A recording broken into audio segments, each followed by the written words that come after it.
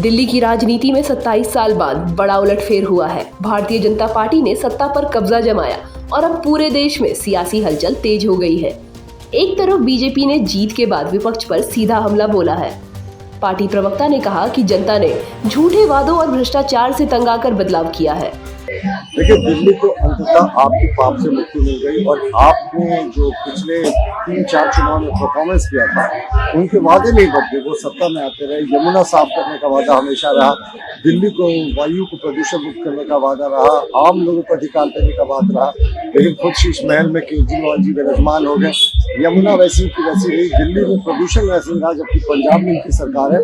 तो भारतीय जनता पार्टी का वादा को निभाने का एक लंबा ट्रैक रिकॉर्ड रहा है। 370 हटाने की बात हो, 35 से हटाने की बात हो, ट्रिपल तलाक हटाने की बात हो, रामलला का मंदिर बनाने की बात हो, तो जनता जी को मोदी जी के करिश्माई नेतृत्व पर और हमारे एजेंडा को इम्प्लीमेंट करने पर विश्वास था। इसीलिए हमें उन्होंने इतना अच्छा मैंडेट दिया और एक बार आम आदमी पार्टी के झांसे में जनता नहीं आई और हमारी 27 सालों के बाद दिल्ली में वापस। वहीं दूसरी ओर विपक्षी दल भाजपा पर झूठे वादों और निराधार घोषणाओं से जनता को ठगने का आरोप लगा रही है। पूरे मामले पर कांग्रेस प्रवक्ता ने कहा कि ये हार इसलिए हुई है क्योंकि आम आदमी पार्टी ने अपने अहंकार में आकर कांग्रेस के साथ गठबंधन नहीं किया। देखिए, हमारी हार नहीं हुई है। पिछले 2 चुनावों से लगता है दिल्ली की जनता हम पर भरोसा नहीं कर पा रही है और एक बड़े झूठ के सहारे दिल्ली के विधानसभा पर आम आदमी पार्टी ने कब्जा किया था।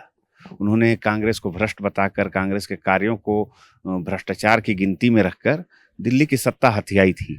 लेकिन 10 वर्षों के बाद आम आदमी पार्टी की कलई पूरी तरह से और उनका पूरा सच जनता के सामने उजागर हो गया। शायद यही वजह रही कि दिल्ली की जनता ने आम आदमी पार्टी से अपना मुंह मोड़कर हमारी ओर रुख करने की कोशिश की। लेकिन उससे भी बड़ी झूठी पार्टी भारतीय जनता पार्टी अपने झूठ को जनता के सामने भुनाने में कामयाब हो गई। तो जनता जितनी तेजी से हमारी तरफ आई थी वो उनके झूठ के पीछे चली गई।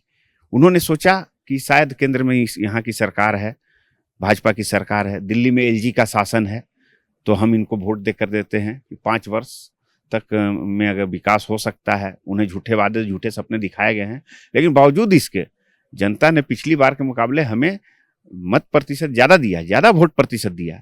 हमारे चुनाव लड़ने से यह जरूर हुआ कि हम कम से कम 12 सीटों पर ऐसी स्थिति में थे जहाँ की आम आदमी पार्टी बुरी तरह से हार गई।